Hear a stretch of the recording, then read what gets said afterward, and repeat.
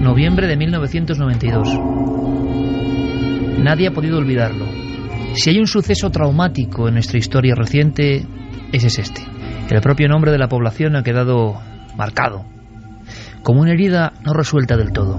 Por vez primera, los españoles éramos conscientes de un crimen prácticamente televisado al minuto, con un sinfín de posibilidades que pueden ser más fantasiosas o más reales. Por vez primera los españoles asistimos a una nueva forma de hacer televisión, que a veces rozaba el espectáculo más morboso, pero también una realidad que superaba cualquier tipo de conciencia previa. Era el horror en grado sumo. Las niñas de un lugar que se llama Alcácer. Lo recordamos perfectamente, a nadie se le ha podido olvidar. La expectación, la desaparición. Parece que resucitan antiguos horrores. Miriam, Toñi y Desiree, 15, 14 y 14 años. Iban a ir supuestamente a una discoteca, la discoteca Color, que también quedó marcada de alguna forma. Nunca llegaron. El destino, la mala suerte, la fatalidad, nunca lo sabremos. Pero si es como se nos dice, parece que en un principio el padre iba a acercarlas, pero Fernando García se encontraba con fiebre. Era un hombre que adoraba a su hija, que siempre la llevaba a todas partes. Sin embargo, justo esa noche, viernes 13, se siente indispuesto. Así que las chicas visitan a otra amiga, una amiga llamada Esther, que vive, que quizá esté escuchándonos, y que decidió quedarse en la casa. ¿Qué pensará esa chica? ¿Se salvó de milagro? Las tres muchachas, tres niñas. Hay un detalle de la acusación particular que pone los pelos de punta, y es que cuando permitieron el paso a la sala de autopsias, una de las personas que integraba la asociación Clara Campoamor comentaba que vio los bolsos de las tres niñas de Alcácer, los bolsos sobre una fría mesa, y eran bolsos con chucherías, bolsos con caramelos, bolsos con personajes de dibujos animados. Todos fuimos conscientes de que eran tres niñas. La época en Levante de la ruta del bacalao, la época de un movimiento que hoy parece ya casi prehistórico, pero que estaba en plena ebullición, de fiestas clandestinas, de mucho movimiento. Alcácer estaba, digamos que en pleno meollo de esa ruta, una población dura y que de repente se vio en el centro del mapa. Aquellas niñas iban por la calle. Un muchacho las acercó. Quizá el objetivo era esa discoteca Color, a 1,5 kilómetros de las afueras de Picassent, una población muy cercana. Pero parece ser, según se dice en el sumario, que ese coche tuvo un problema. La fatalidad parece mentira, en un trayecto de apenas 800 metros que les quedaba. Y las tres niñas se bajaron del coche y quedaron en la gasolinera.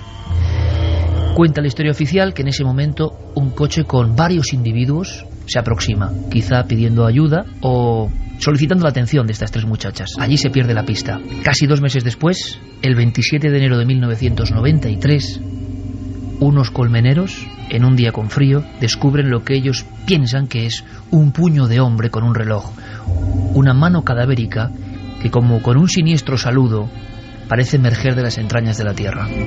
Vamos a abrir líneas de contacto, Iker, para que nos hagan llegar sus opiniones, sus preguntas sobre los temas sobre los que vamos a tratar esta noche en Milenio 3. A través de las redes sociales nos tienen que buscar en Nave del Misterio, en Twitter, en Google Plus y en Facebook, y nuestro correo electrónico milenio3 con número @cadenaser.com. Javier Pérez Campos, compañero, buenas noches. Hola, Iker, buenas noches. Con Jerey Martínez y con esta música de Eros 9, que es un poco de pesadilla, y es verdad, estoy seguro que hoy vamos a tener pesadillas algunos del equipo y algunos oyentes, y yo lo lamento mucho de verdad, porque no es nuestra motivación.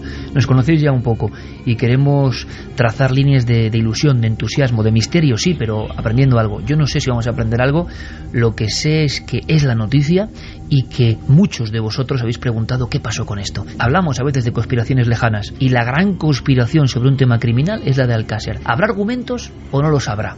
Saquemos algo en claro. Santiago Camacho, buenas noches. Buenas noches, Iker. Javier Sierra, buenas noches, compañero. Buenas noches. Y con Fermín Agustí, Diego Marañón, Guillermo León, todo el equipo, en Nave del Misterio, todos preparados en ikerjimenez.com. Yo quiero que escuchéis muy atentamente, porque hay documentos importantes. Empezamos rápidamente con Vicente Garrido, para saber, primero, por qué es una autoridad mundial. Segundo, porque es valenciano. Tercero, porque es profesor de allí. Cuarto, porque siguió todos los hechos. Y Vicente Garrido lo tiene claro. No hay ninguna conspiración. Por desgracia, 2 delincuentes comunes, asociados en una noche de juerga extrema, hicieron esto. ¿Vosotros qué pensáis? Escuchamos a Vicente. Bueno, creo que todas las ideas que se pusieron sobre la mesa en aquellos años eran un poco producto de la situación de pánico que se produjo y la consternación, porque era la primera vez en la historia de España, y de hecho no ha habido posteriormente otro delito de esas características, ¿verdad? Entonces era la primera vez en España y por ahora la única que se había asesinado a 3 niñas o a 3 jóvenes en un mismo hecho criminal. Eso generó una situación de pánico, de incredulidad, y estableció una digamos, situación de consternación en la sociedad como nunca había ocurrido. Pero a pesar de todo lo que se ha escrito y todas las ideas al respecto, a mí me parece obvio que se trató efectivamente de la acción de 2 sujetos, porque 2 sujetos determinados, y sobre todo considerando la personalidad de Anglès, el asesino que no pudo ser nunca capturado, pues daban a entender que esa acción se produjo. Además, ha de pensarse que la situación donde se contactaron las víctimas y los asesinos fue improvisada, es decir, no había nada preparado, simplemente vieron una oportunidad una vez que pudieron recoger a las niñas, y tampoco en aquella época existían teléfonos móviles para avisar a nadie, aunque otras personas escribieron, ¿verdad? Y de hecho recuerdo la acción de el señor Blanco, que hizo mucho daño a la criminología con una serie de declaraciones verdaderamente duras. Mi opinión, que he podido construir hablando con muchas personas que participaron luego en la investigación, que llevaron adelante el juicio, etcétera, es que era la acción efectivamente de los 2 sujetos que resultaron incriminados. Hablaremos también hoy de Anabel Segura, como ejemplo de esos fantasmas que vienen a visitarnos de forma inesperada, como auténticas pesadillas hechas carne y hueso. Como decíamos, ayer mismo salía Ricard, no nos lo podíamos creer. Él dice que es inocente.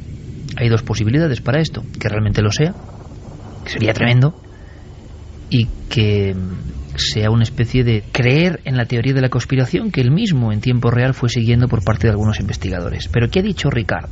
Se anuncia que el lunes, en determinados programas, en concreto hemos leído en Antena 3 Televisión, en Espejo Público, van a dar más información. Ya la opinión, la vuestra, pero la sensación es que este hombre cree lo que dice, es una excusa. Escuchamos lo que ha dicho el único implicado en la muerte más dramática de la historia del siglo XX en nuestro país, y con más retazos de conspiración, justo a la salida de la cárcel. La verdad es que mantengo lo que dije en su día, que soy una puta cabeza de turco de esto, y punto, se ha acabado. No he infringido la ley en mi vida, he cometido errores, he robado un banco, he hecho gilipollas, pero de ahí a lo otro, no. Lo que hicieron con esas chicas no tiene perdón de vida. Y la conspiración es la palabra que va asociada al tema Alcácer, sobre todo la investigación de Fernando García, padre de Miriam, una de las niñas, el padre que estaba enfermo aquel día en la cama y que estoy seguro que eso no la puede olvidar nunca, ¿no? Y que no acompañó a la niña y a sus amigas. Eso le hace ir a investigar. Hay imágenes tremendas del padre Fernando García llegando al lugar donde han sacrificado prácticamente a su hija.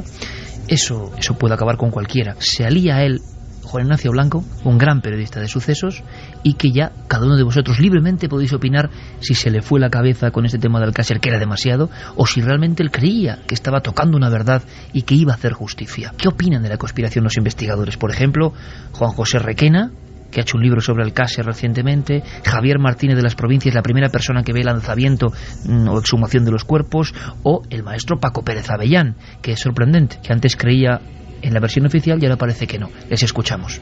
Yo creo que el móvil es exclusivamente lúdico-sexual, y que los que hay detrás pues es un grupo de estos elitistas de degenerados. Miguel Ricard y Antonio Anglès no son más que 2 cabezas de turcos, no tuvieron nada que ver en el rapto, tortura, violación y asesinato de la niña en Alcácer. La teoría de la conspiración que tanto defendió Fernando García y bueno, algunos de sus seguidores, yo la verdad es que me he leído prácticamente todo el sumario, son muchos folios, y para mí no hay ni conspiración, ni complot, ni vídeos snap. Como mucho cabe la posibilidad, y de hecho la sentencia deja la puerta abierta a la participación de una tercera persona. Yo no creía en esto hasta que lo comprobé perfectamente en el sumario, ¿no? Que efectivamente hubo unos responsables intelectuales que no fueron nunca capturados.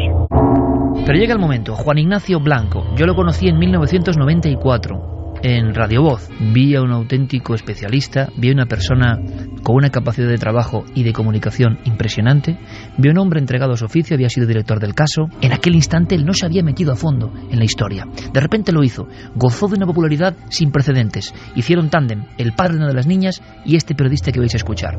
Para algunos, héroe, para otros, seguidor de la auténtica realidad que se esconde aquí. La gran pregunta es si Juan Ignacio Blanco, el que abrió la caja de Pandora diciendo, ojo, Alcácer no es lo que nos han contado, es otra cosa, mantendrá punto por punto lo que decía. Es de alguna forma reabrir también la voz de las sombras. A la 1:54. Juan Ignacio Blanco, buenas noches. Bien hallado. Muy buenas noches.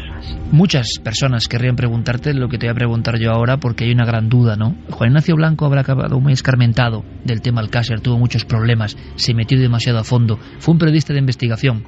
Han pasado muchos años y en estos días Ricard vuelve a la libertad, Alcácer vuelve a las portadas de los periódicos. La pregunta es, ¿Juan Ignacio Blanco mantiene lo que dijo en su momento tan polémico que causó tantos problemas para él? Por supuesto, pero no es una cuestión de que sea yo quien lo mantenga, lo mantienen las pruebas existentes. La versión oficial del caso Alcácer, que plantea la autoría de ese supuesto Antonio Anglés y la de Miguel Ricard, condenado por la Audiencia Provincial de Valencia, está basada única y exclusivamente en que supuestamente Miguel Ricard declaró que él junto con Antonio Anglés eran quienes lo habían hecho. Sin embargo, las pruebas reales, lo que se encuentra tanto en el sumario A como en el rollo de sala, como en el sumario B, que posteriormente quedó abierto para la posible averiguación de nuevos autores que hubieran podido cometer el delito, lo único que demuestran sin ningún género de dudas es que Antonio Anglés y Miguel Ricard no fueron los autores materiales de las torturas, violaciones y asesinatos de Miriam, Tony y Desiree. Juan Ignacio, hay mucha gente joven esta noche que yo creo que quizá por fortuna para ellos, aunque a veces hay que conocer el mal para entenderlo y evitarlo, ¿no? Pero que no conocen los entresijos del caso Alcácer. Si tú tuvieras que contarles cuáles son las pruebas, si puedes casi de forma telegráfica, a la que tú te sigues aferrando o que crees que demuestran esa teoría no oficial. Bueno, la primera de las pruebas fundamentales son los 8 vellos púbicos, que son los únicos que han sido analizados y sacado su ADN por el catedrático de Medicina Legal de la Facultad de Santiago de Compostela, y que demuestran que pertenecen como mínimo a 6 y probablemente a 8, y cito textualmente, personas diferentes, y ninguno de ellos es Antonio Anglés y Miguel Ricard.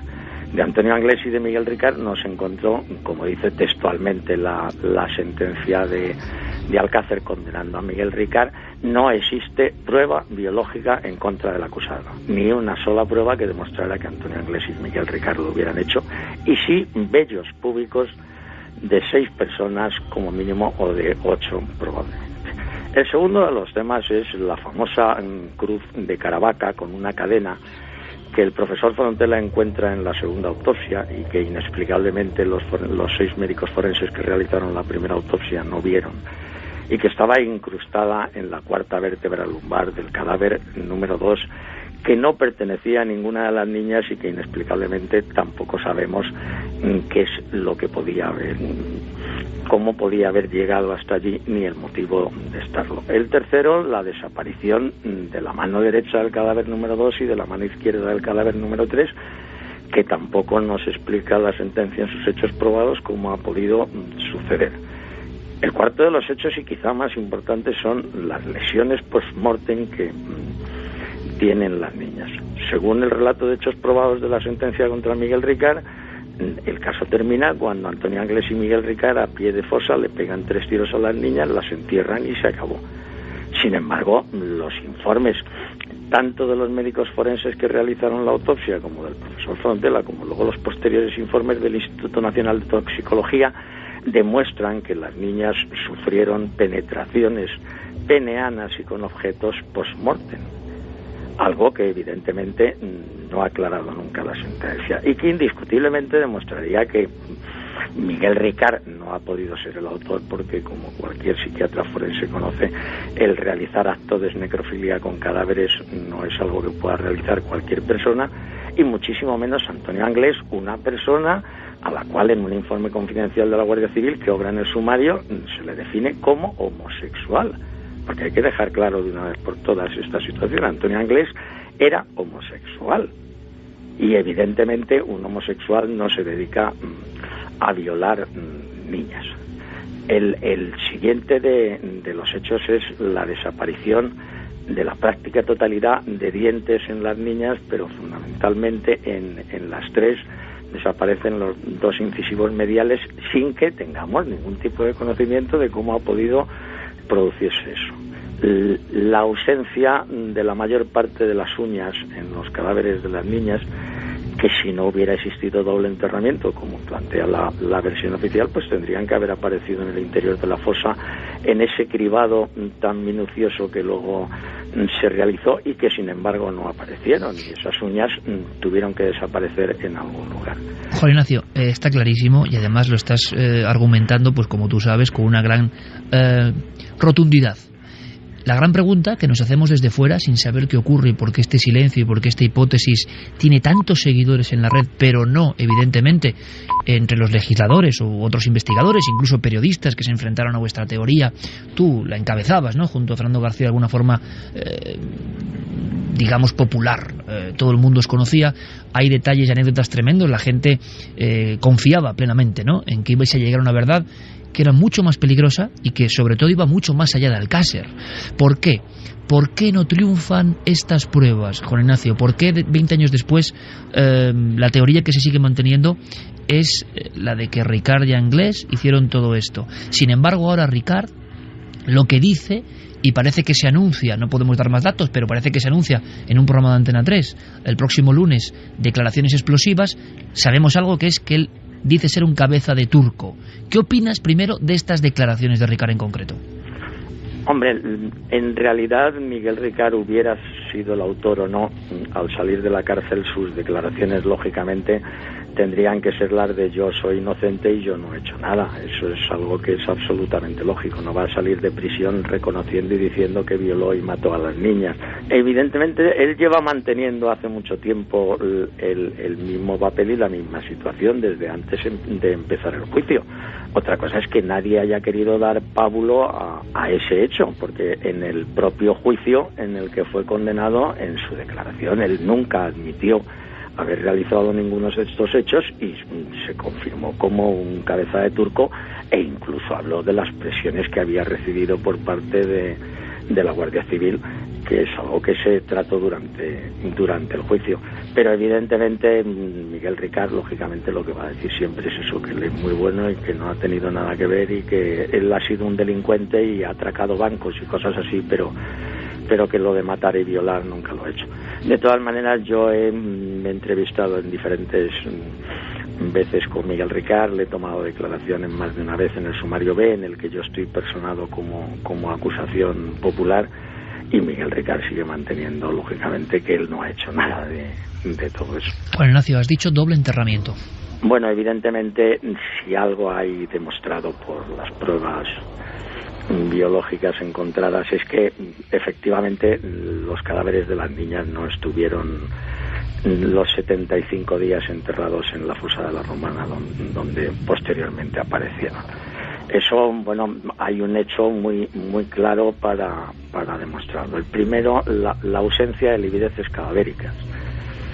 Yo comprendo que a lo mejor hay gente que no lo sabe, pero en los cadáveres, como es lógico, cuando el cuerpo fallece, la sangre baja hacia las zonas más declives del cuerpo, y si el cuerpo se mantiene en esa misma posición, pues esas manchas rojas que se mantienen ya constantemente. En el caso de las niñas de Alcácer, algo que les llamó la atención, no solo al profesor Frontela, sino a los 6 médicos que practicaron la primera autopsia, es que hay una ausencia de livideces cadavéricas que nadie consigue explicar el porqué. Y luego el segundo detalle fundamental es la presencia de fauna cadavérica en los cadáveres. Es decir, en los cadáveres hay moscas, en los cadáveres hay larvas de insectos, y lógicamente, si los hechos se han producido como dicen, que es las matan a pie de fosa y las entierran, es absolutamente imposible que toda esa fauna cadavérica haya podido desarrollarse en ese lugar. Pero como inexplicablemente no se analizó ni se estudió en ningún momento esa fauna cadavérica para haber averiguado precisamente la data de la muerte, porque uno de los temas en los que yo estoy completamente en contra es que las niñas permanecieron vivas durante muchos días. Por lo tanto, ¿qué pudo pasar, Juan Ignacio? Si puedes, digamos, hacer un guión terrorífico, evidentemente, de tu hipótesis, trasladarla casi a escenas, lo que has trabajado durante tanto tiempo. Se habla de encargo de unos delincuentes de poca monta simplemente para hacer un trabajo y que luego pasan más cosas. Se ha llegado a hablar de criptogrupos o sectas. ¿Qué hay de todo esto en tu opinión personal, Juan Ignacio? Bueno, mira, yo antes que nada quisiera tener un recuerdo con la duquesa de Medina Sidonia, que en paz descanse, que es quizás mi gran adalid en toda esta investigación y que más nos ha ayudado y nos ayudó económicamente y en todos los aspectos a conocer qué es lo que ocurre. Pero por intentar ser breve, aquí ocurre que por intereses concretos de unas personas concretas se encarga a un grupo de delincuentes el secuestro de estas 3 niñas. Que una vez que se realiza el secuestro con las 3 niñas, amén de los diferentes actos que ocurrieron, que ahí tendríamos que charlar durante mucho tiempo porque tú has planteado las diferentes hipótesis de lo que pudo suceder, pero evidentemente algo absolutamente terrorífico. Pero fundamentalmente hay que tener muy claro que el móvil no es un móvil sexual. El móvil de Alcácer es un móvil de poder.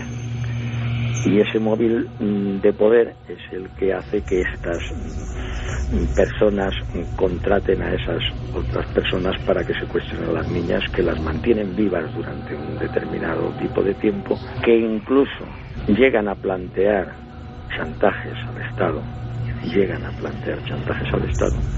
y que finalmente, tras llegar a determinados acuerdos, pues los cadáveres aparecen en un lugar determinado junto con los culpables, uno de ellos muerto ya.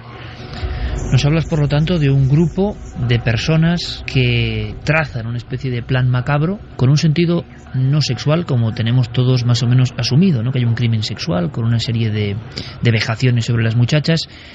¿Podríamos estar viendo algún tipo de ritualística en todo esto? Esos elementos que antes has contado de alguna forma sueltos, una cruz de Caravaca, algunas amputaciones. ¿Habría una especie de escenificación de algo en esas noches diferentes en tu teoría, Juan Ignacio? Exactamente. Es que una vez que se tiene el producto, y perdón por la expresión que no es ningún menosprecio hacia las niñas, pues se realizan con ellas otro tipo de actuaciones colaterales. Es decir, aprovechando que tenemos esto, vamos a utilizarlo por aquí, vamos a utilizarlo por aquí y vamos a utilizarlo por aquí. Pero evidentemente hay que tener muy claro que nos encontramos frente a un grupo muy importante de personas que evidentemente también entre ellos, no todo el grupo, sí participan y practican ciertas artes ritualísticas. ¿Se podría ahondar más en eso, Juan Ignacio? ¿Ritualístico en qué sentido? Porque yo he escuchado grupos, estaba muy de moda, y tú lo sabes como periodista de investigación que eres, el asunto casi del satanismo, la criptomasonería, sociedades secretas, o grupos más bien de personas adineradas que quieren dar rienda suelta a sus perversiones, porque son mundos muy diferentes, ¿no? No, por supuesto, no tienen absolutamente nada que ver, pero no, ese segundo mundo de personas de poder y dinero que simplemente se quieren pegar una pasada con las chicas, yo eso le tengo absolutamente descartado. Es decir, no se trata de una juerga. No se trata de una juerga, en tu opinión, sino de algo perfectamente planificado. No, por supuesto, pero desde la primera línea hasta la última. Es algo además que se ha planificado en un tablero. Es un hecho que está tremendamente estudiado. Es decir, yo aquí recibí muchísimas informaciones del que tiene algo de información, que no es la Guardia Civil ni la Policía Nacional, sino que es el CNI. Entonces, evidentemente, el caso Alcácer es una apuesta contra el Estado importantísima. Y evidentemente en esas ramificaciones no todas las personas que participan en la trama pertenecen a estos grupos, pero muchas de esas personas sí pertenecen a determinados grupos que evidentemente son de gran complejidad como para que nos pongamos a detallarlos. Tú afirmaste que llegaste a ver incluso una filmación de estos hechos. Yo no sé si sigues pensando que eso fue así, entregaste la filmación a las autoridades, evidentemente. ¿En qué quedó todo eso? Bueno, es que lo que hay que tener claro es que las investigaciones que nosotros realizamos tenían una fuerza fidedigna tan importante como para que el entonces ministro del Interior, don Jaime Mayor Oreja, me recibiera a mí el día 14 de diciembre del año 1996, para el que quiera consultar las hemerotecas. No creo que el ministro del Interior reciba muchos periodistas para hablar de un caso concreto. Eso significa que antes has tenido que pasar pues desde el subsecretario hasta por toda la escala desde abajo, contando, explicando y demostrando los datos que tienes. Entonces, evidentemente una de las cosas que había no era una grabación, era más de una grabación que yo tengo en mi poder y que evidentemente se entregaron en el Ministerio del Interior, porque yo entonces tenía un sentido de la responsabilidad absoluta. Yo podía haber editado sin comprobar la veracidad o no de las cintas cuando estábamos en el Mississippi, haberlas publicado y haber montado algo chinche o haberlas vendido o haber ganado dinero, pero yo entendía que eso tenía la gravedad suficiente como para entender que el caso Alcácer no lo voy a resolver yo, el caso Alcácer lo tienen que resolver los tribunales de justicia, evidentemente con la ayuda y participación de los miembros y fuerzas de seguridad del Estado. Entonces yo, claro, que entrego esa cinta al asesor del ministro en las siguientes reuniones que nosotros mantenemos. ¿Eran filmaciones reales? ¿Tú identificabas a los personajes? La más importante de las que hay no es una snap movie. Además, nunca he comentado que sea una snap movie. Es una filmación en la que está sobre una camilla el cuerpo de una de las niñas y van pasando por delante en una especie de fila, como rindiendo no se sabe qué, porque no se hacen gestos, van pasando, van parando, van mirando, pues como cuando alguien va a un velatorio, y aparecen pues eso, una serie de personas que entran por una zona de la escena, dan la vuelta a la camilla y salen por el otro lado. Juan Ignacio, este criptogrupo de poder, tú crees en su existencia, y la pregunta es el único acto, el de Alcácer? Porque también hay una pregunta ahí pendiente, ¿no? ¿Estas personas siguen siendo un peligro? ¿Esa escenificación es única?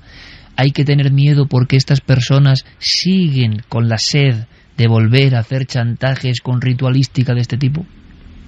Por supuesto, eso no hay duda. El que se han producido más casos es algo auténticamente real y demostrable. Además es algo de lo que algún día me gustaría charlar contigo detenidamente, pero por supuesto que lo han hecho más veces. ¿Después de Alcácer incluso? Sí, por supuesto que se ha hecho. Lo que pasa es que ya no necesitas esa repercusión mediática. Es decir, en este caso la repercusión mediática ya lo estuvieron buscando porque se realizaron muchos intentos con anterioridad, pero evidentemente no tuvieron la repercusión mediática ni la importancia dentro de las personas para que el objeto que tú tienes en tu poder pueda ser un objeto de chantaje importante. Evidentemente, si tú tienes 3 niñas que no se ha enterado nadie ni de que las tienes, pues al Estado le da exactamente igual que aparezcan muertas en una cuneta que no aparezcan.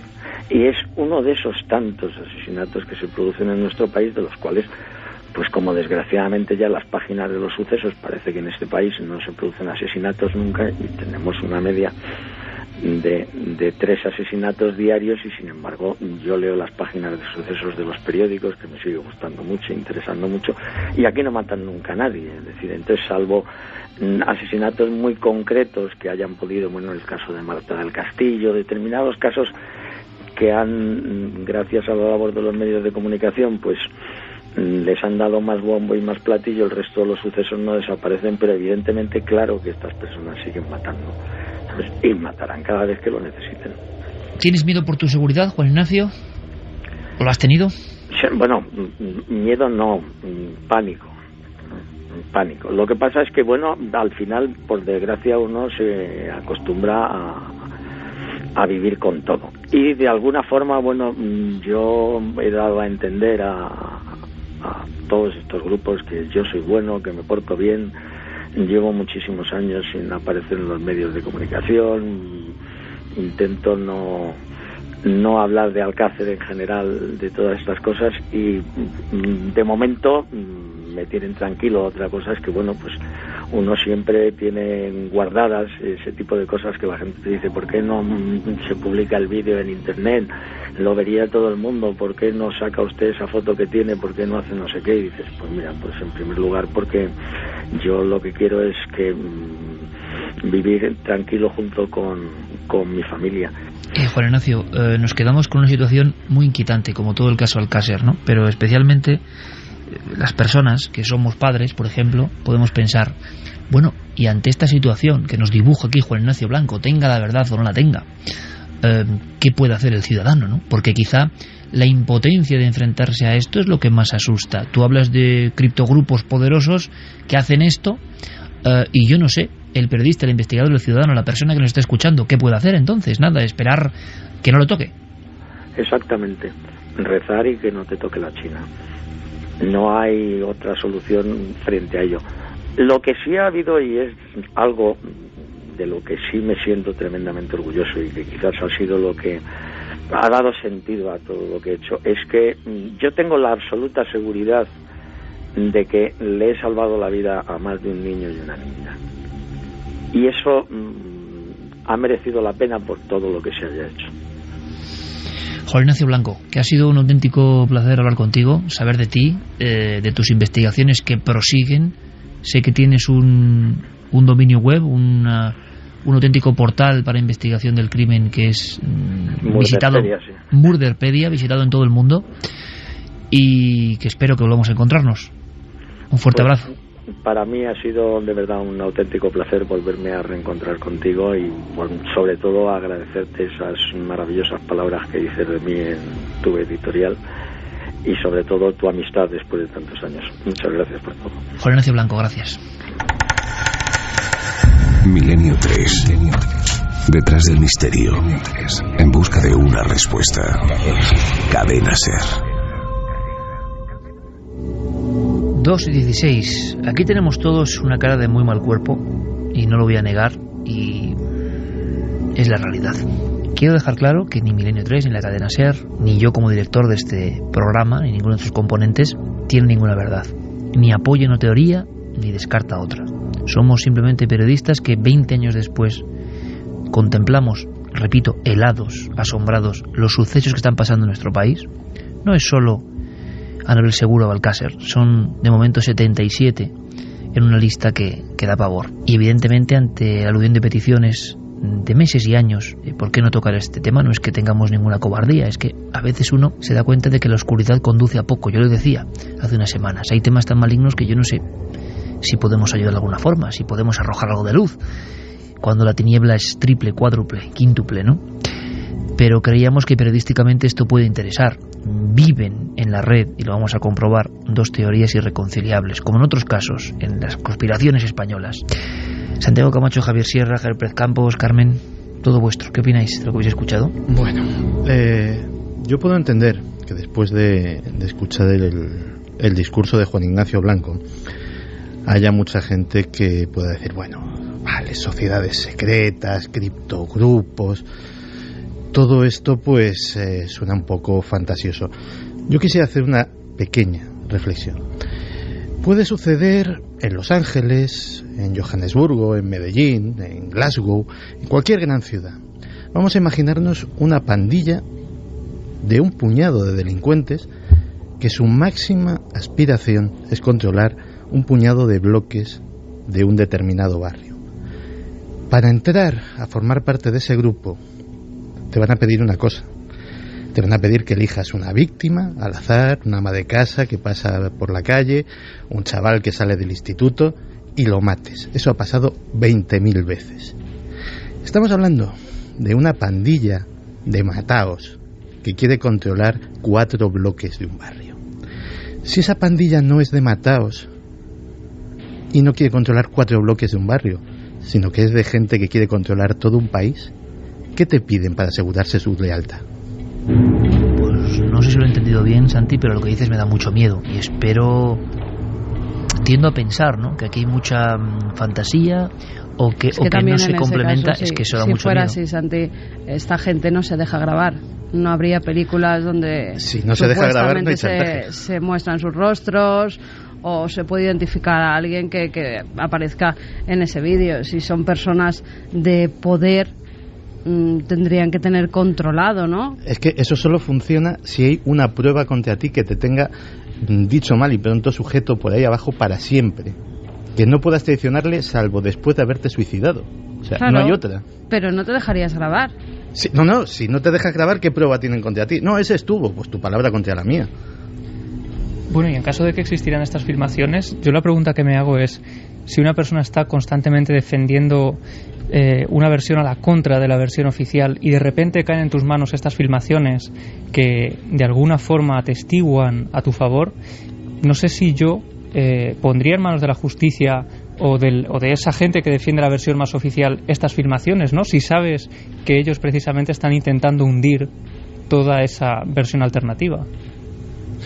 Yo tengo la sensación de que Juan Ignacio Blanco ha mandado un mensaje entre líneas con todo lo que ha dicho. Es decir, claro, sabe mucho más de lo que puede contar. Si él realmente tiene esas filmaciones, yo no soy nadie para afirmarlo o negarlo. El mero hecho de que lo haya dicho y que lo esté diciendo durante todo este tiempo es como un mensaje se supone que la inteligencia que estaba detrás de este crimen. Si las tiene, y como dice Javier Pérez Campos, no las ha puesto en manos de la justicia, en fin, está en una situación muy delicada el propio Juan Ignacio Blanco, ¿no? No sé. Dice que sí las entregó. Que las entregó. Sí, él habla de Mayor Oreja. Sí. En su época que sí que las entregó. Otra cosa es que no hicieron nada con ellas o asesores. Tampoco igual directamente, sino asesores de... Aquí lo sorprendente, y lo que dice Santiago, y a mí me aterra, esto sería posible, es decir, yo entiendo perfectamente al periodista que se mete en una historia y cree de verdad lo que está haciendo y observa lagunas que parece que además todos los investigadores, esto es importante, reconocen, porque hace 20 años no es hoy, que había lagunas. Y entonces, claro, imagínate un padre, la violencia psíquica que lleva un padre que le ha pasado esto a su hija, acompañado de un buen criminólogo como es Juan Ignacio Blanco y buen periodista. Cualquier dato que perciban, imagino que les parece una autopista hacia su hipótesis, quizá trazada con demasiado riesgo, quizá no se completa del todo, no lo sé. Escuchad esto porque es muy interesante, amigos, porque sobre los errores Avellán, Vicente Garrido, JJ Requena, todos los especialistas que hemos ido consultando también hablan. Y es sorprendente porque parece que todos creen que en estos casos criminales tan complejos, con tanta presión mediática, con todo un país buscando a esas niñas, toda esa premura, pues tuvo errores. Pero errores son una cosa y teorías fantásticas como, ojo, hay que decirlo, la mayoría de investigadores piensan que todo esto que cuenta Juan Ignacio Blanco son teorías fantásticas. Ya la opinión es libre. Escuchamos. Hay muchísimos puntos negros porque examinando el sumario oficial pues nos encontramos pues desde que aparecen 3 cinturones cuando en realidad nada más habían 2. Los cadáveres cuando son encontrados están vestidos y se descubre que han sido algunos de ellos devorados parcialmente. Aparecen con barro, los restos tienen barro. Cuando La Romana era un paraje donde hacía más de un mes que no había llovido, además un terreno calizo, no arcilloso. En fin, hay demasiadas cosas raras. La inspección ocular y la recogida de pruebas tampoco fue particularmente brillante, pero repito, esto lo vemos ahora con la perspectiva de 21 años después. Yo revisando muchos crímenes de hace pues esos años o periodos muy cercanos, pues encuentro con frecuencia lagunas, deficiencias que hoy en día serían inexplicables. Que hubo fallos en la investigación, por supuesto, pero no hay que olvidar que las 2 primeras declaraciones de Miguel Ricard confiesa los hechos y da una versión con una serie de detalles sobre cómo les realizaron las lesiones que coinciden con las lesiones que luego detectaron los forenses en las autopsias. Luego, a partir ya de la tercera declaración, intoxicado quizá por esa teoría de la conspiración que defendía Fernando García, es cuando se inventa que la habían torturado. Por ejemplo, en el caso de la niña de Alcácer, el levantamiento de los cadáveres es una cosa que todo el mundo debería estudiar para ver cómo no se debe hacer un levantamiento de cadáveres. Y así sucesivamente. Cuando pusieron el potente ojo público de la televisión sobre el sumario Alcácer, todos empezamos a aprender que había que cambiar, que hay que mejorar los métodos de investigación y de lucha contra el crimen en España. Incluso dentro de los que defienden la conspiración hay personas como JJ Requena, que habla de un crimen sexual, lo que imaginamos casi de leyenda, que igual es verdad. Yo no lo sé ni aquí nadie lo sabe. Pues un grupo de personas muy adineradas que con una especie de desviación sexual quieren un espectáculo con personas capturadas. Pero por otro lado, en la conspiración, lo habéis escuchado hace un momento, Juan Ignacio Blanco dice que no, que de eso nada, simple chantaje. A mí hay un aspecto en esta historia que es de mero contexto histórico que me preocupa un poco, ¿no? Cuando ocurre la desaparición de las niñas de Alcácer en 1992, uno de los temas que aparecen con más frecuencia en las páginas de los periódicos en ese momento es el tema de las sectas. Totalmente. En 1990 y 1991, lo recordaréis, una diputada, Pilar Sala Rullana, se pone al frente de una comisión parlamentaria para el estudio de las sectas y se habla continuamente de sectas satánicas aquí y allá, y el foco además se pone sobre la Comunidad Valenciana en ese tiempo. Levante, sí. Exacto, toda la zona de Levante es el epicentro de malísimas organizaciones como las Hermanas del Halo de Belcebú y otras con nombres igualmente siniestros. Con el tiempo se demostró, con estudios un poco más rigurosos, que muchas de las acusaciones y de las denuncias de Pilar Sala Rullana y de esa comisión parlamentaria para el estudio de las sectas estaban fundamentadas en la nada. Había leyenda, por tanto. También. Exactamente, es decir, que había salpicado incluso a la vida del hemiciclo una serie de informaciones que estaban basadas en rumorología, que cuando se fueron a investigar hubo otros investigadores y periodistas de investigación como Pepe Rodríguez, por ejemplo, que se metieron más a fondo en esa cuestión y que descubrieron que detrás lo que había era humo, es decir, absolutamente nada. Cuando salta el tema de las niñas de Alcácer, desde un primer momento se habla también de este asunto de las sectas y se lo vincula, yo creo que por un contexto histórico natural en ese momento, porque era de lo que se hablaba en Levante fundamentalmente. Por lo tanto, yo no sé, de verdad, no lo sé, porque no lo sé. Si de repente, a fecha de hoy, 21 años más tarde, seguimos equivocados con ese asunto y también puede que nos encontremos con humo detrás. Santi, a mí me interesa una cosa. Evidentemente, ante declaraciones tan tremendas, ¿no?, sean reales o no, de Juan Ignacio Blanco y los seguidores de la conspiración en el tema Alcácer, lo que hay que trazar es paralelismos, ¿no? En otros lugares del mundo, de Europa, han pasado cosas parecidas. Se habló en la misma franja de tiempo del tema del Templo del Sol y de los asesinatos en Bélgica con niños, y los defensores de esta teoría heterodoxa decían: oye, ¿qué ha pasado en Bélgica? ¿Ha pasado en no sé dónde? ¿Qué pasa? ¿Que en España no van a pasar estas cosas? Pues en aquella misma época, y se ha sabido hace muy poco, por poner un ejemplo, en Reino Unido, el presentador infantil más popular de la BBC, Jimmy Savile, mantenía una red pedófila que implicaba a importantes cargos tanto del gobierno como del parlamento como de las grandes casas nobiliarias de aquel país. Curiosamente, aquello se mantenía más por una red de favores mutuos y una red de chantajes que porque estuvieran realmente interesados en tener sexo con los niños. Era una cuestión de: yo me fotografío con el niño, patatín, patatán, y ya te tengo... Pero explícanos un poco, porque eso, por ejemplo, yo creo que Carmen se ha quedado confundida, yo también me he quedado confundido, no acabo de entenderlo muy bien. No es que digamos que sea en Alcácer, pero esta especie de chantaje, como dicen, ¿cómo funcionaría? Yo no lo entiendo muy bien, Santi. Esto funciona de la siguiente... Supongamos que hay un grupo que secuestra niñas. Es tan antiguo como la mafia. Es decir, sencillamente todos los miembros de un grupo determinado que tiene unas intenciones poco claras o directamente delictivas, como muchos grupos, como por ejemplo las pandillas estadounidenses a las que hacía referencia, los Crips y los Bloods en Los Ángeles en la época del crack y todo eso, pues básicamente necesitaban unos lazos de lealtad entre ellos muy fuertes, que no hubiera delaciones, etcétera, etcétera. ¿Cuál era la forma de garantizarse que jamás hubiese un chivato entre sus filas? Que estuviese tan pringado como ellos, es decir, que tuviesen el resto de los miembros del grupo la suficiente artillería contra él en caso de que fueran detenidos por culpa de una delación suya. Es decir, vale, nos habéis detenido, este se ha chivado, pero que sepáis que este se cargó a fulanito tal día, a tal hora, con este arma que la tenemos nosotros. Digamos que ese es el funcionamiento, es decir, asegurarse la lealtad inquebrantable de los miembros. ¿Crees que estamos en España? Vamos a ver, aquí siempre alguien se va de la boca. Esto que vemos, y esa gente, si es que hay gente implicada, muy importante, tendrán familia, tendrán hermanas, tendrán hijas. En algún momento la conciencia no les remueve y uno de ellos, aunque sea uno, tira de la manta. ¿De verdad te crees que estamos hablando de gente con conciencia? O sea, me parece un poquito ingenuo, ¿eh? Pues a lo mejor soy ingenua, pero creo que en algún momento dado esa gente tiene una hija que le puede pasar exactamente lo mismo. Pero Santi habla evidentemente de una postura que es la del mal.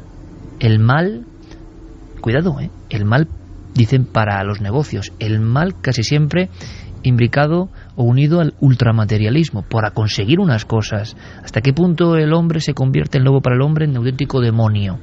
Claro, yo creo que quienes no creemos en el mal, quienes no lo tenemos dentro, de alguna forma, o intentamos pelear con él, te asombra mucho que haya personas malignas, porque claro, estamos en una sociedad, ojo, un ejemplo, que justifica permanente el mal. Alguien hace un crimen atroz y están preguntándose lo primero si tiene algún problema, si en la infancia no sé qué. Oiga usted, que en la infancia no sé qué, que hay personas que dejan su facultad de seres humanos conscientemente de ello, pero estamos en una sociedad que no quiere ver el mal.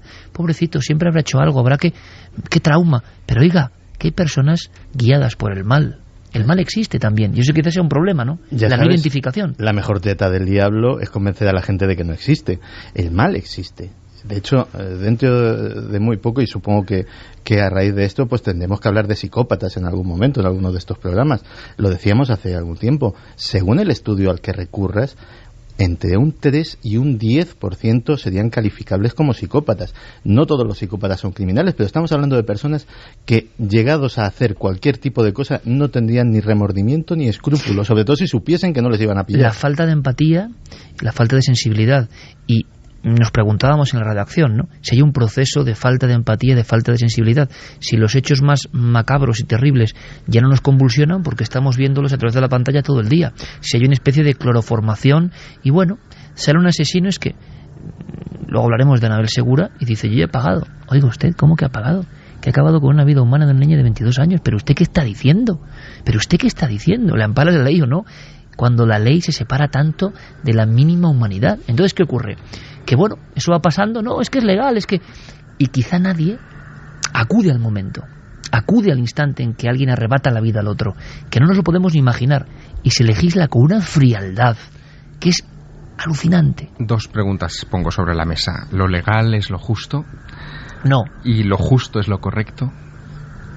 Claro, ese es el tema y el debate al que se está enfrentando la sociedad española en estos momentos. Un carrusel de monstruos, decía Vicente Garrido, como nunca hemos asistido en nuestro país. Bueno, Miguel Ricard es el número 77 de los liberados. La lista que en estos momentos está circulando ya por todas partes, arrancó con Inés del Río, una etarra que fue condenada a 3.828 años y un día de prisión, y que ha cumplido 26 años y 3 meses, fue la que cuestionó al Tribunal de Estrasburgo la doctrina Parot y la que ha conseguido de alguna manera este carrusel de liberaciones. Pero es que en esa lista de 77 nombres y apellidos y condenas, en fin, hay casos tremendos. Está, por ejemplo, Pablo García Ribado, un violador que fue condenado a 1.721 años, ha cumplido 17, es el violador del Portal y ya está en la calle. Domingo Troitiño Arranz Etarra, 1.118 años de condena y 9 meses, cumplidos 26. José Antonio López Ruiz Etarra, 1.200 años de condena, 1.210, cumplidos 26. Fue la persona que ejecutó a Yoyes ante su hijo de 3 años, recordemos, a la arrepentida de ETA. En fin, Juan Carlos Arruti, 1.285 años, cumplidos 24. Juan José Zubieta, 1851 años, otro etarra, cumplidos 22, está en la calle, etcétera, ojo etcétera. Al asunto de los psicópatas, violadores, asesinos de niños. Lo hemos dicho alguna vez, que es como atentar contra lo más sagrado del universo, ¿no? Y que quizá la sociedad en su conjunto, aquí sí puede haber conspiración o no, no lo sé, como que, bueno, te habla de lo legal, de bueno, sí, tiene que ser así, llevarse las manos a la cabeza, pero estamos asistiendo a algo y nunca se piensa mucho en la víctima. Claro, el horror de arrancar una vida conscientemente de que se hace. Y como apartamos la muerte en esta sociedad, también apartamos el concepto del mal. Claro, ni los curas, entre comillas, creen en el diablo, pues ¿cómo vamos a creer en el mal, no? Pero el mal está por ahí y se apodera de personas en ocasiones. Y hay personas que conscientemente quieren hacer el mal. Se encuentra con una sociedad muy permeable, blanda, yo creo que en muchas ocasiones, y que siempre está justificando. ¿Qué opinará nuestro público? Por cierto, hay una cosa que me interesa. Vamos rápidamente, porque apenas tenemos tiempo, y esto es muy denso, pero nos ha venido encima, y es parte de la mente humana también y del mundo en que vivimos. Todo lo que fue Alcácer acabó muy tocado, las familias destrozadas, los lugares marcados. Ahora lo comentamos, porque es también la radiografía de este lugar. Pero ¿qué opina nuestro público? Yo no sé si estarán también a favor de la teoría de la conspiración, si creen que hubo algo más, si es natural en el ser humano fantasear e imaginar que hay algo más donde no lo hay, no lo sé. Hay de todo, pero la mayoría de mensajes que nos llegan apuntan más hacia la teoría de la conspiración. Alejandro Almaviva dice crimen de iniciación. IPL71, Ricard fue conseguidor y los que mataron emplearon torturas militares extremas que estos panolis ignoraban y tiro en la nuca. María José Pulido, es curioso que las grandes desapariciones en España recogen todo el Mediterráneo. Armando decía, resulta sumamente extraño todo lo que rodea el crimen de las niñas de Alcácer. A pesar de ello, sacó varias conclusiones. A nivel personal, se han silenciado todo lo posible las irregularidades sobre las pruebas encontradas para esclarecer los hechos. Resulta inexplicable la desaparición de Anglés y lo más curioso es que después de la vorágine periodística acaecida se instaura el más absoluto y sospechoso inmovilismo a la hora de aclarar de una vez por todas lo que ocurrió en aquellas fechas. Por otro lado, relaciono las penas ridículas a horribles crímenes. Me gustaría conocer la sentencia impuesta al asesino de los atentados en Estocolmo. David dice, no me creo que haya criptogrupos detrás de estos crímenes. Si algo ha quedado claro es que los inculpados serán unos tarados desequilibrados. Eso para mí es suficiente. Esto no es la naranja mecánica, creo. Este tema es muy desagradable, la verdad. De Real Tweet dice, Juan Ignacio Blanco salvó su vida a costa de no publicar y difundir lo que realmente sabe. Rafa Bordes, Juan Ignacio Blanco ha hecho posiblemente las declaraciones más importantes de la historia de España. Madre mía. Ana María, buenas noches milenarios, estoy escuchando la entrevista y tengo dos preguntas. La primera es si la sentencia de Ricard fue condenado como autor de los hechos o como colaborador necesario para la ejecución de los mismos. Colaborador necesario. Ya que según estoy escuchando realmente no existen pruebas biológicas de que fueran los autores. Y la segunda pregunta es si no he entendido mal, el segundo acusado, es decir, Anglés, ¿está muerto?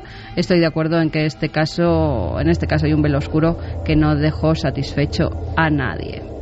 Nos decía también Navegante Milenario, todo este caso me recuerda a la sección de Santi Camacho, sus grupos de poder que tienen una doble vida y practican ritos indescriptibles. Los cuerpos aparecieron porque quienes lo ordenaron así quisieron. Los de chantaje al Estado implica que alguna autoridad lo tenía que saber. De piedra la entrevista con Juan Ignacio Blanco.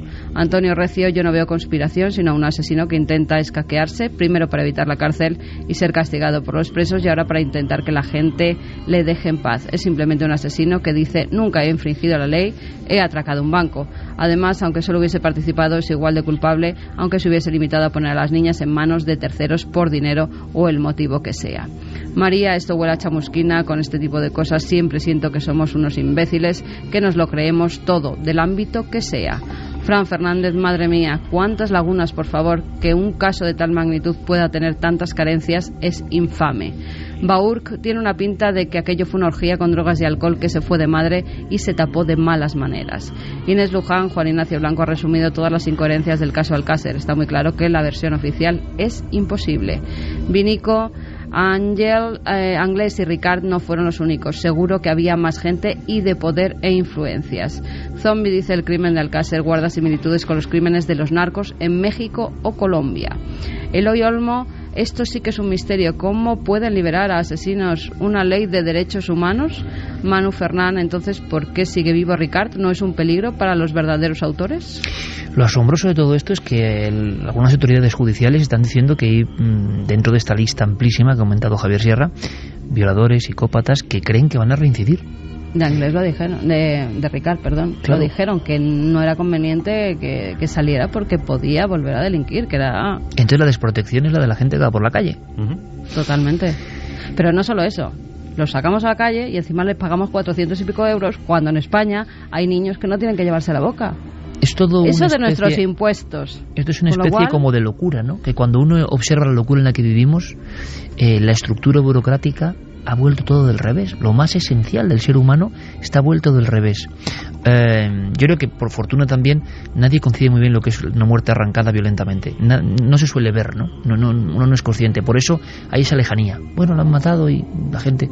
No, es que es mucho más grave. Es que matar es algo que yo creo que no imaginamos. Y ya matar a alguien indefenso y matar a unas niñas, pues imaginaos. En el tema de Alcácer, con lo que concluimos, sabemos que hay un reguero de opiniones y todas van... Se dijeron además un montón de cosas, y que desde videntes fueron a buscar a las niñas a varios chalets, porque muchos videntes en esos 75 días que no aparecían mandaron incluso a la policía, que algunos de ellos hizo caso y fueron a los chalets donde ninguno decía acertó. Que estaba. Ninguno de ellos acertó. Se dijo también que las niñas habían participado en un ritual de sanación porque el padre de una de las niñas estaba muy enfermo y que ellas habían acudido engañadas para que ese padre se pudiera sanar. Se dijeron muchas cosas. La mayoría barbaridades, ¿no? Claro, ante un caso, imaginaos la magnitud, ¿no? Seguramente los más jóvenes no os acordéis, pero era un terror en España. Lo comentábamos en redacción, Javier Sierra y Carmen lo vivieron porque tenían casa en esa zona, no Alcácer en sí, pero sí la Comunidad Valenciana en aquellos años, y había auténtico pavor, había auténtico pánico. Cuando Anglés desaparece y todo el mundo considera que es el asesino, hay terror en las calles, terror con las chicas encerradas en casa, ¿no? Sí, nosotros además, pues lo has dicho tú bien antes, era la época de la ruta del bacalao, que no solo era en Valencia, sino que era por toda la Comunidad Valenciana.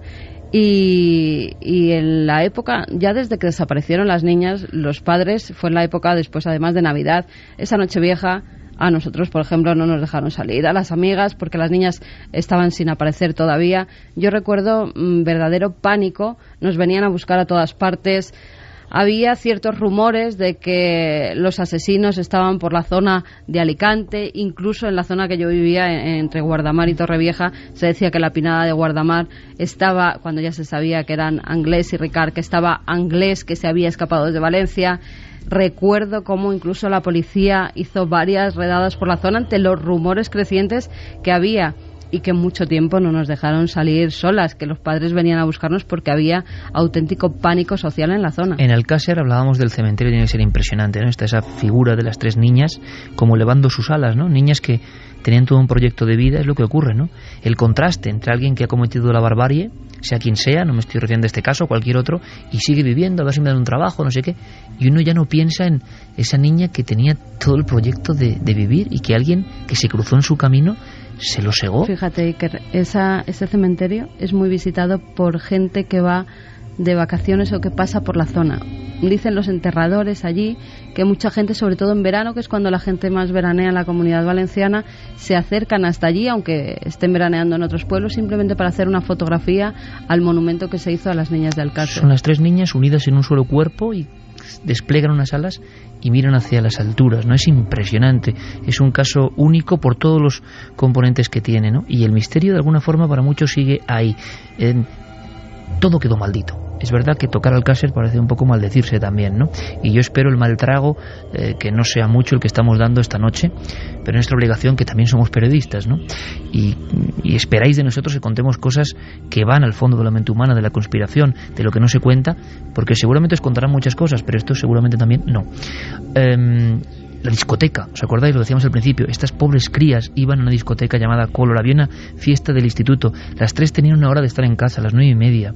Eran ya las 8 y desaparecen. La propia discoteca, donde nunca llegaron, se arruinó. Nadie quería ir. Vieron miedo al lugar. Familias de las niñas que murieron prácticamente de pena, desolados. Esas familias ahora han hablado algunos de los padres y no se lo pueden creer. Todo lo que tiene que ver con Alcácer es una geografía también de la destrucción, ¿no?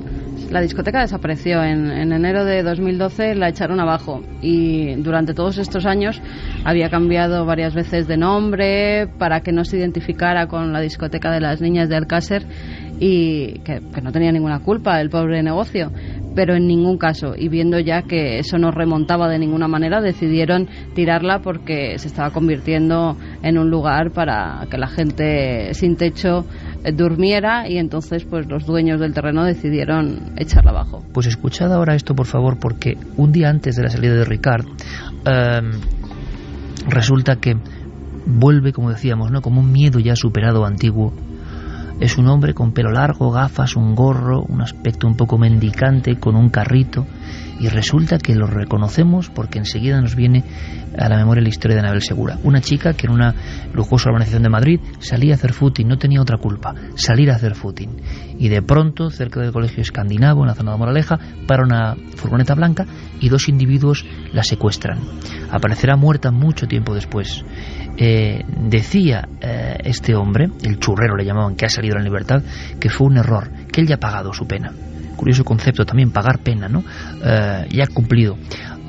Esa niña, 22 años, apareció muerta y fue como un revivir el caso Alcácer, aunque individualizado. Aquí, lo interesante de cara al misterio es que por vez primera se contó con grupos de investigación, de visión remota, muchos videntes. Por desgracia, los videntes a veces lo único que hacen es embrollar el camino de la investigación, pero aquí supimos, tanto en Alcácer como en Anabel Segura, demasiado poco tiempo entre 2 crímenes tan horrendos, que la policía muchas veces conectaba con ellos. Pero si algo sobrecoge es, por ejemplo, la llamada de la falsa Anabel Segura. La propia familia, que acabaron hastiados de videntes y de gentuza, creyeron, no era Anabel, pero creyeron casi por la esperanza de aferrarse a que su hija estaba viva. Hubo 900 días de secuestro, entre comillas, que luego se convirtieron en muerte, una muerte mucho más rápida de lo que las autoridades pensaban. Y escuchamos también a una de estas personas pidiendo dinero, porque aquí la mezquindad, el dinero, al parecer motiva todo esto. Hola, padres. Esta gente no me cuida mal, así es que a ver si esto se termina pronto. Hasta luego. Papá. Adiós, mamá. Hermana, te quiero mucho. Adiós. Ahora escúchame con atención. ¿Han escuchado la voz de Anabel? Si no se cumplen todas nuestras peticiones en la entrega del dinero, dentro de 30 días después de recibir nuestra cinta. Son un poco las voces de la maldad humana. ¿Hasta qué punto? Ellos sabían que habían matado cerca de la población, en la comarca de la Sagra, a esta chica, la habían dejado en una fábrica abandonada, y aún así siguieron llamando durante meses a la familia pidiendo rescate. ¿Hasta qué punto? Hay que preguntarse, ya no solo sectas, criptogrupos, sino hasta dónde llega la mezquindad humana. ¿Hasta dónde? En personas que podían pasar como cualquiera de nosotros, que se podían cruzar en la calle sin ningún problema. Tenían problemas económicos y decidieron secuestrar a una chica. Se pusieron nerviosos, no tenían infraestructura, según dijeron, la mataron. Hay que imaginar a esa chica sola, ¿no? Que es de lo que casi nadie se acuerda. Se habla de legalidad, de leyes, pero de eso hubo videntes de todo tipo, de todo pelaje. Decía la policía en su época que había videntes que señalaban un mismo sitio en Guadalajara. Curioso, que por ejemplo 3 videntes a un inspector le dijeron el mismo pueblo de Guadalajara. Paloma Navarrete, nuestra amiga Paloma Navarrete, farmacéutica, licenciada en psicología, y que sabéis que tiene esa sensibilidad, también fue consultada por el tema de Anabel Segura. ¿Lo recuerda así? Vino a verme a la consulta una persona muy próxima a la familia de Anabel. No era familiar, era una muy amiga de la familia. Estaban muy angustiados, como es evidente, y sobre todo ella quería intentar saber qué había podido pasar con Anabel. Vino unos días, no me acuerdo ya porque esto es hace mucho tiempo, pero yo calculo que como una semana o algo así después de que ocurriera el secuestro. Entonces lo que yo pude ver en la bola de cristal es que habían sacado a Anabel en un coche y la habían llevado fuera de Madrid. Y luego lo que pude ver es que Anabel no aparecería viva, porque yo la veía que no estaba viva, y además veía que ellos se deshacían de ese cuerpo, pero yo no pude precisar exactamente el lugar donde ocurrió. Yo dejé a esta señora que vino a verme la opción de comunicar a la familia lo que yo había visto o de no decirles nada. Ahí yo ya desaparecí del caso. 1993, la angustiosa desaparición de Anabel Segura. Y aquí ocurre una historia que conoce muy bien Javier Sierra en primera persona, única en la historia de la criminología y el misterio en España. Bueno, la historia la conozco porque en aquella época yo era redactor de la revista Más Allá y la revista Más Allá, que en ese momento dirigía José Antonio Campoy, encarga una investigación muy curiosa en este asunto. Anabel había desaparecido en abril de 1993. A finales del verano de 1993, unos meses más tarde, decidimos en la revista Más Allá traer a 4 expertos de los Estados Unidos que habían participado en programas de espionaje psíquico. Esta es una historia que con los años después yo he ido conociendo mejor y he entrevistado a muchos de los que participaron en aquello, pero en época de la administración Carter se organizaron grupos dentro de las Fuerzas Armadas de los Estados Unidos que tenían como objetivo espiar de métodos y de formas muy curiosas, entre otras saliéndose fuera del cuerpo o provocando salidas de fuera del cuerpo o salidas al astral, como se diría en el argot esotérico, pues poder enviar esos cuerpos astrales, por ejemplo, a otras partes o latitudes remotas para ver qué está sucediendo, ¿no? Especialmente para espiar a los soviéticos.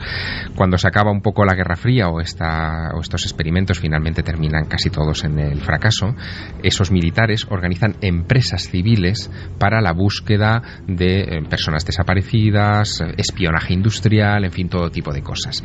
Más Allá contacta con estos personajes y 4 de ellos vienen a España. Les vigila muy de cerca Francisco López Seivane, que es el periodista y escritor que se encargará de seguirles los pasos desde su llegada a Madrid hasta su marcha 6 días más tarde, y vienen para estudiar 2 desapariciones del momento, el caso de Anabel Segura y también el de María Ángeles Feliu, la farmacéutica de Olot. A ese proyecto lo llaman Proyecto Almas Perdidas y se organiza un operativo de investigación. Pero me gustaría que escucharas de la voz del propio Francisco López Seivane, que recuerda muy bien esta historia, por supuesto, digamos el perfil, el retrato robot de estos 4 investigadores que llegaron a España. Uno de ellos era un general retirado de la inteligencia americana, general Stubblebine, no recuerdo perfectamente el nombre, que se parecía a una mezcla entre Lee Marvin y el Quijote de aspecto. Había un sargento retirado también de la inteligencia militar, muy gordito, que era técnico de seguimiento de satélites. Había una psiquiatra y había una mujer muy, muy gruesa también, que era pues una psíquica, ¿no?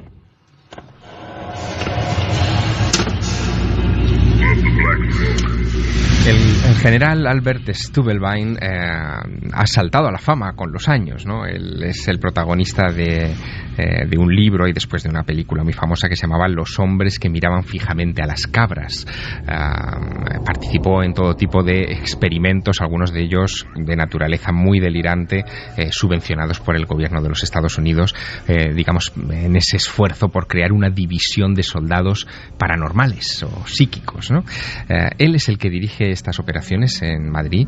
Desde el principio contradicen incluso su propio protocolo, lo que mosquea severamente a Francisco López Seivane y también a la revista, que no solamente ha pagado sus viajes desde Estados Unidos, sino que les ha puesto un chofer con conductor a su disposición, un traductor, 2 suites en un hotel de lujo en Madrid, en fin, pidieron una serie de cosas casi como si fueran... o sea, Más Allá y Campoy creían que esto iba a dar unos resultados rotundos, ¿no? Sí, estaban convencidos de que esto podría dar resultados y dar un vuelco a la investigación, y de hecho les pidieron incluso informes que después redactaron. Si me para permites, la Javier, creo que José Antonio Campoy además tenía cierta amistad con la propia familia, se dio un conocimiento. Sí, él estaba personalmente preocupado por toda esta historia, y viendo que los meses avanzaban y que la investigación no daba resultados sobre el paradero de Anabel Segura, decidió intervenir con toda la buena voluntad del mundo para que, en fin, se pudiera arrojar algo de luz.